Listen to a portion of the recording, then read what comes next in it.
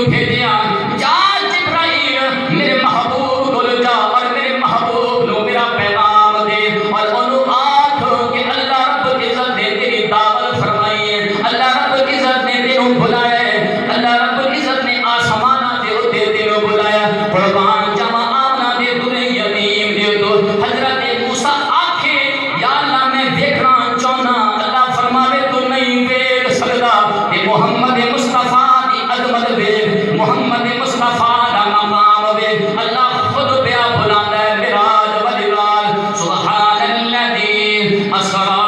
بعبدہ لیلا من المسجد الحرام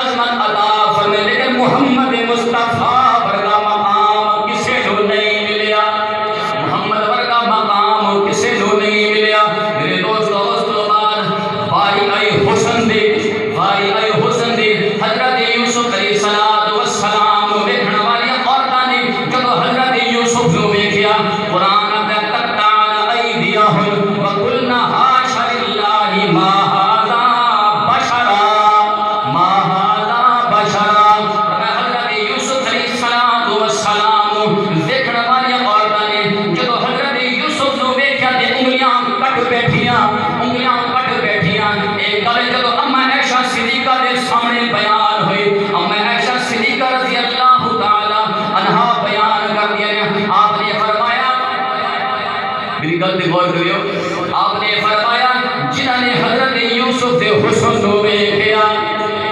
عام مسلمانوں جنہوں نے حضرت یوسف دے حسن نو ویکھیا انہوں نے اپنی انگلیاں کٹائیاں تے جنہوں نے محمد مصطفیٰ دا چہرہ ویکھیا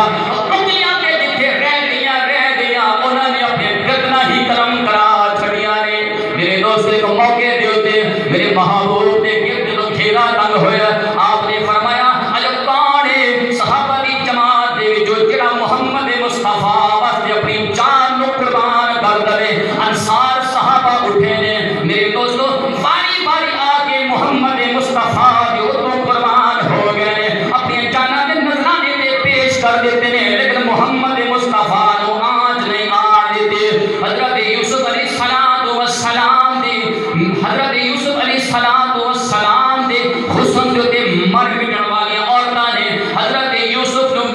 انگلیاں کٹیاں لیکن جنہ لوگاں نے میرے محمد دا چہرہ ویکھیا انگلیاں دے جتھے رہ گئیاں انہوں نے گردناں ہی قلم کرا چھڑیاں اللہ نے فرمایا مقام سارے نبیاں نو ملے ہیں اے ساڈا ایمان تے یقین ہے اللہ رب العزت نے سارے نبیاں نو بڑا سونا بنایا لیکن آمنہ دے ترے یتیم ورگا